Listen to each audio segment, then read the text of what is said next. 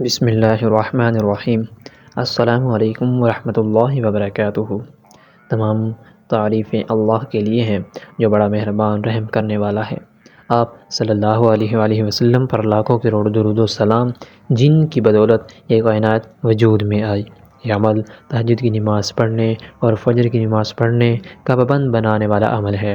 اگر آپ چاہتے ہیں کہ آپ روزانہ کی بنیاد پر تہجد کی نماز بھی پڑھیں اور فجر کی نماز بھی پڑھیں تو یہ عمل ضرور کریں۔ یہ انڈیا کے بہت بڑے عالم دین ہیں، انہوں نے بتایا ہے کہ میں نے بھی اس پر عمل کیا ہے۔ اس پر واقعی حیرت انگیز طور پر اس کا نتیجہ نکلا ہے الحمدللہ۔ میں اب روزانہ کی بنیاد پر نماز تہجد بھی اکثر اوقات پڑھ لیتا ہوں اور فجر کی نماز بھی پابندی سے پڑھتا ہوں الحمدللہ ثم الحمدللہ۔ ہر مسلمان یہ کوشش کرتا ہے کہ وہ نماز فجر اور نماز تہجد ضرور پڑھے، لیکن وہ روزانہ اٹھ نہیں سکتا۔ لاکھ کوشش کرتا ہے، الارم بھی لگاتا ہے، لیکن اٹھ نہیں پاتا۔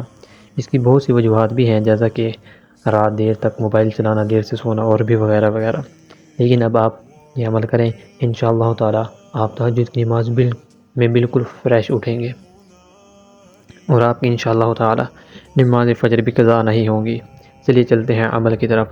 آپ نے کرنا یہ ہے کہ رات کو سونے سے پہلے درود شریف پڑھنا ہے، پھر سورۃ فاتحہ پڑھنی ہے، پھر چالو کل پڑھنے ہیں، اس کے بعد 3 مرتبہ آیت الکرسی پڑھنی ہے، پھر اس کے بعد تسبیح فاطمی کرنی ہے آپ نے، یعنی کہ 33 بار سبحان اللہ، 33 بار الحمدللہ، 34 بار اللہ اکبر پڑھنا ہے۔ اس کے بعد آپ نے اپنے ہاتھوں پر پھونک مار کر پورے جسم پر پھیر لینا ہے جہاں تک ممکن ہو سکے۔ پھر اس کے بعد دائیں طرف منہ کر کے داہنی ہتھیلی کے اوپر اپنا سر رکھ کر سو جائیں۔ اس طریقے کو سنت کے مطابق سونا کہتے ہیں۔ یہ کوئی اتنا بڑا عمل نہیں ہے اور اتنا لمبا بھی کوئی عمل نہیں ہے کہ آپ کر نہ سکیں۔ یہ تقریباً صرف اور صرف 5 منٹ سے 7 منٹ لگیں گے۔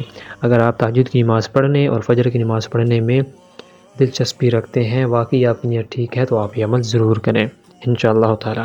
آپ کی فجر کی نماز بھی قضا نہیں ہوگی اور تہجد بھی آپ روزانہ کی بنیاد پر پڑھ سکیں گے۔ باقی مجھے اپنی دعاؤں میں یاد رکھیے گا، مجھے لازمی اپنی تہجد کی دعاؤں میں بھی یاد رکھیے گا۔ مجھے اجازت دیجیے، ہمارے چینل کو لائک بھی کر لیں، سبسکرائب بھی کر لیں۔ جزاک اللہ خیرہ۔